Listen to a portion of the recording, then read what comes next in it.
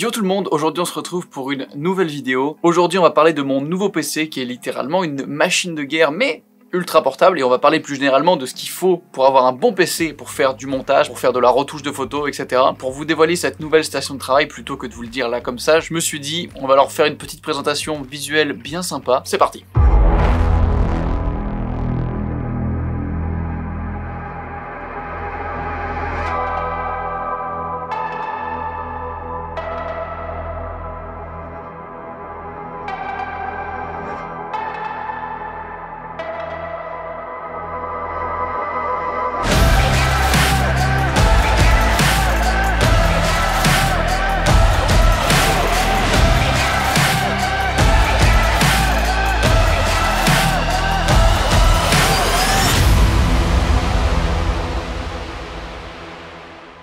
Le reveal est fait, bon vous voyez je me suis fait un petit décor un peu différent d'habitude histoire de pouvoir avoir le PC à côté de moi, c'est plus simple. Avant de vous parler de ce PC, annonce brève mais très importante, je suis en plein tournage et montage des capsules pour ma formation au tournage qui apprend toutes les bases du tournage, surtout pour des vidéos de voyage, plein d'astuces, tout ce que je peux vous apprendre, je le mets dans cette formation et ça va vraiment faire un gros paquet de contenu qui va sûrement beaucoup vous intéresser. La date de sortie officielle est le 10 septembre prochain, j'ai beaucoup de travail encore avant cette date vraiment, mais voilà je vous sortirai une vidéo qui annoncera ça, il y aura une belle offre de lancement et surtout il y aura aussi pour les premiers inscrits un très gros cadeau à gagner. Préparez-vous à faire pause, je vous mets une image d'indice de ce cadeau. Bref, je pense que ça va vous plaire, passons à la vidéo. Je suis passé chez MSI, ils m'ont envoyé cette machine de guerre. Alors c'est pas une vidéo sponsorisée, ils ne voient pas cette vidéo avant qu'elle ne sorte, mais évidemment si j'ai choisi de travailler avec eux sur le long terme et de passer sur un de leurs PC, c'est que c'est plutôt pas mal, vous vous en doutez. Avant j'étais sur un Dell XPS 9570 qui était déjà en soi techniquement une très grosse machine, avec un i9 32 Go de RAM, une GTX 1050 que j'avais depuis un peu plus de 2 ans maintenant et qui m'a posé beaucoup de problèmes, qui a eu pas mal de bugs, qui était pas super smooth, qui chauffait énormément. En fait c'était à l'intérieur sur le papier une machine de guerre, mais comme il chauffait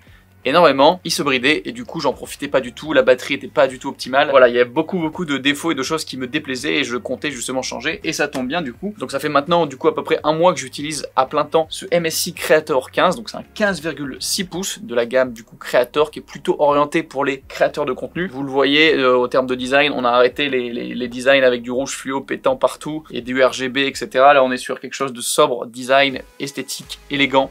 Et c'est exactement ce que je voulais. Ils ont fait des gammes orientées pour nous, les créateurs de contenu. Donc si vous faites de la vidéo, de la photo, ça va clairement vous intéresser. Donc moi je suis le genre de client très exigeant. Il me fallait du coup une machine qui soit légère, donc très portable, extrêmement puissante, le maximum de quasiment ce qu'on peut avoir en restant raisonnable. Et c'est ce que j'ai eu et du coup je vous propose qu'on commence par aborder un petit peu l'aspect extérieur. On rentrera plutôt dans les composants et je vous conseillerais par la suite les composants à regarder pour avoir un bon PC pour faire du montage, pour faire de la vidéo, pour faire même de la photo. Mais passons d'abord à un peu l'aspect extérieur. Mon XPS fait à peu près la taille d'un MacBook 15 pouces classique. Il est vraiment quasiment de la même taille, un tout petit peu plus épais par endroit et juste à peu près 2 cm de plus sur la longueur, là, dans la hauteur on va dire de l'ordi. Et en termes de poids, on est sur 2,1 kg, donc c'est pas le plus léger des 15 pouces.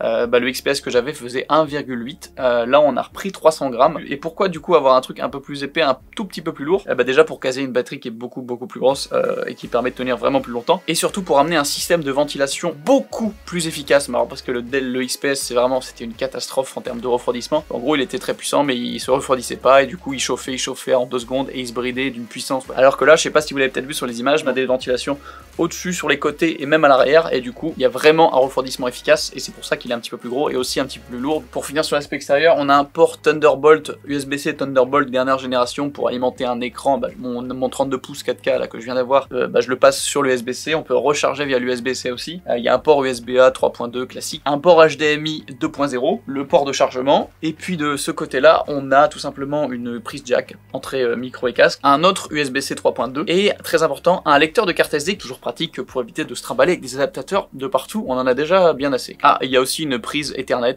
Bon écoutez, si vous voulez brancher un câble Ethernet, vous pouvez. Ce que j'ai pas dit, c'est que moi j'ai besoin d'un ordi portable parce que je bouge beaucoup, mais en soi 60 à 70% du temps il est branché comme une tour fixe en fait, et je bosse sur clavier souris externe avec un moniteur, vraiment comme si c'était une tour, en tant que tour en lui-même avec un gros écran 32 pouces 4K, ça passe nickel. Un petit défaut au niveau de la lime, ça c'est la lime de mon ancien Dell XPS avec la petite prise coudée très pratique et qui est assez slim en vrai et qui est plutôt légère. Et là où l'ordi ici est très slim, léger, etc. et portable pour ce qu'il contient, la brique d'alimentation est malheureusement un peu plus grosse, genre assez costaud, carré et un peu plus lourde.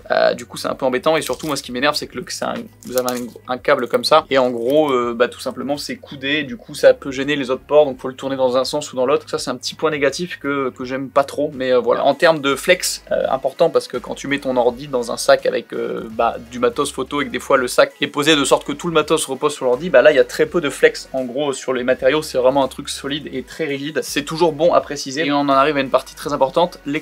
Je suis enfin possesseur d'un ordi portable avec un écran 4K et non seulement c'est un écran en Ultra HD 4K, mais en plus il couvre 100% du Adobe RGB, donc ça c'est très important pour moi d'avoir vraiment une couverture complète d'un espace de couleur qui est déjà plutôt avancé. Et l'écran est bien sûr calibré, certifié calibré en arrivant de base, en sortant de la boîte, ce qui est vraiment cool parce que du coup quand tu fais ton étalonnage, tes retouches photos, etc., tu sais que c'est un rendu très fidèle de la réalité et c'est le but, c'est d'avoir un rendu le plus fidèle possible, donc c'est vraiment cool pour faire de l'image, etc. C'est trop bien. Il y a un petit software MSI qui s'appelle TrueColor qui est directement inclus et qui permet de switcher entre les différents espaces de couleurs, d'ajuster un petit peu, bien que logiquement il est calibré en arrivant, donc je vous déconseille de trop toucher. Vous pouvez mettre le mode par exemple anti-fatigue, mode film, etc. Bref, il y a plein de choses et surtout il y a sRGB, Adobe RGB, DCI P3, Display P3. On est sur un truc qui est complet, t'as les couleurs qui sont très fidèles et t'as une définition, un détail dans l'image qui est affichée qui est juste très agréable, vraiment. Bref, il est temps de passer sous le capot, sous le châssis. Pardon, j'ai mon accent en picard qui est revenu. Passons sous le châssis. Il y a toute une gamme Creator 15, d'ailleurs vous avez des liens en description si ça vous intéresse sur différents sites pour voir un petit peu les ordis de cette gamme-là, avec différentes configurations et du coup différents prix. Donc moi dans la config que j'ai eu de base, et je l'ai upgrade en plus, donc déjà de base j'avais donc un i7 de 10e génération, donc les tout nouveaux, qui est un 10 875H, il a une bonne fréquence et surtout c'est un octo-cœur, donc il a 8 cœurs, ce qui est vraiment très bien pour faire du montage et tout. Plus vous avez de cœurs sur votre processeur, plus ça va vous aider à faire du multitâche et à gérer par exemple un logiciel comme Premiere Pro, même pour ceux qui sont sur Resolve, ça marche aussi. En carte graphique, on est passé d'une GTX 1050 sur mon ancien à une RTX 2070 Max-Q avec 8 Go de mémoire vidéo dédiée. En gros, c'est une machine de guerre à ce niveau-là, j'ai une carte graphique du futur, donc moi je ne joue pas sur mon PC, à part pour jouer au simulateur de drone. D'ailleurs avant je le faisais tourner que en low et ça laguait de ouf parce qu'il est très mal optimisé.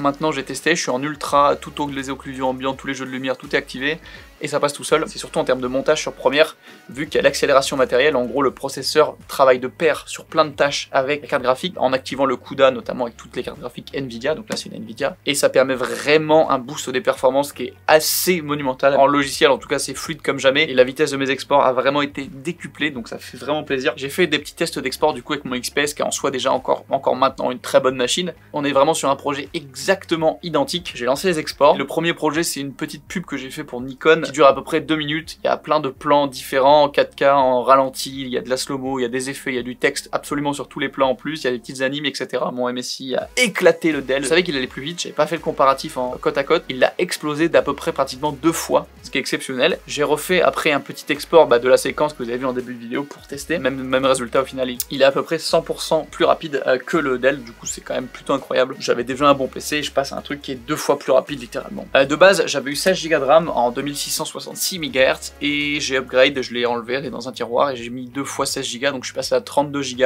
parce que avant déjà j'avais 32 Go et de base dans celui-là j'avais 1 Tera de SSD en système, donc 1 Tera c'est déjà bien et j'avais un slot disponible, du coup j'ai racheté un disque de 1 Tera que j'ai mis dedans, du coup je suis à 2 Tera dans le système, ce qui permet de garder quelques petits projets en cours dans le PC, etc. Je suis entre 1 Go et 1 Go 5 par seconde de transfert de données, c'est plutôt pas mal, vraiment c'est incroyable. Mais peu importe au final les performances, si les ventilos fonctionnent mal, si la gestion thermique est éclatée, il va se brider et du coup vous en bénéficierez pas du tout. Bon, vous l'avez vu, il y a des ventilos du coup tout à l'arrière, sur les deux côtés, plus un petit peu au-dessus. En gros il y a 3 ventilateurs dédiés et 7 caloducs, ça va vraiment évacuer un maximum de chaleur et c'est vraiment tout ce qu'on lui demande, d'être puissant, ok, mais vraiment de pouvoir ne pas se brider et de pouvoir être au maximum de ses performances, et c'est le cas. Mais il y a quand même une chose à savoir, c'est que du coup il y a beaucoup de ventilation, il ventile beaucoup, et du coup il fait quand même beaucoup de bruit, mais c'est un choix. En gros, avec MSI, vous avez le logiciel Creator Center qui vient avec, vous pouvez régler des profils d'utilisation en fonction des logiciels, etc. J'ai juste une performance optimale sur tout, le but c'est qu'il tourne absolument à fond, qu'il se bride pas, qu'il fasse la ventilation au maximum. Par contre, ça peut vraiment devenir fort, genre plus fort que la plupart des PC que j'ai entendu. Tes composants montent à 80, voire 90 degrés, si t'évacues pas à fond, bah tu vas perdre en performance. Du coup moi je préfère avoir les full performance et avoir un petit peu plus de bruit de ventilo au final que tu n'entends plus parce que tu t'habitues. Sur le logiciel Creator Center tu peux faire des profils d'utilisation, du coup peut-être gérer un petit peu mieux ça en fonction des utilisations, c'est une idée. Dernière chose dont j'ai pas parlé, je l'ai dit tout à l'heure, il est un petit peu plus lourd de 300 grammes parce qu'en fait aussi il a une très grosse batterie, donc on est à 99,9 Wh. Après quelques tests, j'ai pas énormément utilisé sur batterie, j'ai pas fait les tests que certains reviewers de PC savent faire, etc. En montage assez intense sur 2h30 voire vraiment 2 heures si je suis à full performance tout le temps. Mais j'ai pas mis les modes économie d'énergie et tout, moi je suis en performance optimale, peu importe la situation. Du coup tu peux peut-être avoir un petit peu plus si tu fais attention en termes d'économie d'énergie. En tout cas moi ça me change la vie parce qu'avant j'étais à peu près à 1 heure en montage, grosso modo, donc même un trajet d'1h30 en train, j'étais arrivé à court avant la fin. Et même une chose incroyable, j'avais acheté cette batterie Dell qui permettait de recharger le XPS mais qui marchait pas bien, qui était pas optimisée. Et ben ça recharge ce PC parce que il y a l'USB, il y a le Thunderbolt qui accepte la charge et du coup ça marche à peu près, je peux charger le PC avec cette batterie en plus. Donc au final je peux avoir presque 2 charges complètes sur un voyage. Alors oui, un défaut clairement de cette config, vu que j'ai fait quelques upgrades, il n'y a pas exactement ce modèle qui existe, mais si je fais un équivalent, on est à peu près sur un PC à 2800, 3000 euros, c'est quand même une très grosse somme. À moins que vous soyez vraiment un pro qui fonctionne bien, vous n'avez pas forcément, j'imagine, les moyens d'acheter ce PC, et c'est normal. Encore une fois, il y a toute la gamme Creator en description si vous voulez checker un petit peu, il y a différents prix en fonction évidemment des composants, et même le premier de la gamme est vraiment déjà très bien. Je tenais quand même à vous préciser un petit peu quoi regarder pour avoir des bonnes performances sur des PC qui sont à 1000, 1200, allez 1500 euros. Franchement, si vous pouvez mettre 1500 euros, ça va vraiment déjà vous débloquer des très bonnes machines. Si vous pouvez prendre un 15 pouces, voire 17 pouces, c'est vraiment l'idéal en termes de rapport de prix-puissance, parce que de toute façon, sur les PC plus petits, vous allez payer la miniaturisation du modèle, et bah du coup c'est pas optimal si vous voulez vraiment le maximum de puissance par rapport au prix que vous mettez. Du coup je vous conseille idéalement de regarder pour au moins un processeur i7, idéalement 8, 9e, 10e génération. L'important c'est qu'il ait une grosse fréquence et surtout qu'il ait plusieurs cœurs. 4 cœurs c'est vraiment honnêtement quand même le minimum syndical, 6 cœurs c'est bien et 8 cœurs c'est mieux, et puis plus vous avez de cœurs, meilleures seront les performances, donc clairement ça c'est vraiment un point important. En termes de carte graphique, de toute façon il y a quasiment que d'NVIDIA, mais il faut absolument NVIDIA parce que vous allez pouvoir utiliser la combinaison du processeur et de la carte graphique sur Premiere, sur d'autres logiciels qui gèrent ça. Une 2060, 2070, 2080 c'est incroyable, mais déjà une 1650 c'est vraiment pas mal. C'est pas l'idéal pour jouer, attention, mais c'est vraiment bien pour faire du montage, etc. C'est vraiment un bon début. Moi j'avais une 1050 avant et bah, ça fonctionnait quand même déjà très bien, donc même une 1050 en soi c'est bon. Vraiment regardez par contre pour un système en SSD, quasiment tous le proposent maintenant. Pas de disque mécanique, que du SSD. 512 Go c'est vraiment le minimum, je recommande 1 Tera si c'est possible, mais souvent ça fait vachement monter le prix du PC, donc c'est pas forcément intéressant. Mieux vaut investir dans des petits disques externes comme ces petits Samsung T5, qui étaient à 150 € le Tera. En termes de RAM, 16 Go minimum, plus la fréquence qui est à côté est grande, mieux c'est, et idéalement 32, mais en général ça fait monter le prix vachement, mais 16 Go c'est déjà vraiment très bien. Je sais que ça fait beaucoup à retenir, mais voilà, je tenais à en parler un petit peu, j'en ai très peu parlé sur ma chaîne, parce qu'aussi c'est pas non plus un domaine que je maîtrise complètement, mais je commence à avoir quelques notions qui permettent de trouver les bons produits. Bref, je suis bien content d'avoir cet ordi MSI et je tenais à vous en parler en vidéo. Avant de finir, pour rappel, n'oubliez pas, la formation au tournage arrive très bientôt, elle sort le 10 septembre. Il y aura une vidéo de lancement, une offre de lancement, encore une fois un très gros cadeau à gagner dedans. Et j'ai hâte de vous montrer ça, j'ai hâte d'en finir parce que ça fait beaucoup de travail. J'espère que cette vidéo vous a plu, une vidéo tranquille et chill pour reprendre. N'hésitez pas à laisser un like, un commentaire. Si vous avez des questions sur les PC, etc., n'hésitez pas à mettre ça en commentaire, je lis tout et je répondrai aux questions intéressantes, etc. sur ce sujet. Abonnez-vous si ce n'est pas déjà fait, et puis on se retrouve dans une prochaine vidéo. Ciao tout le monde.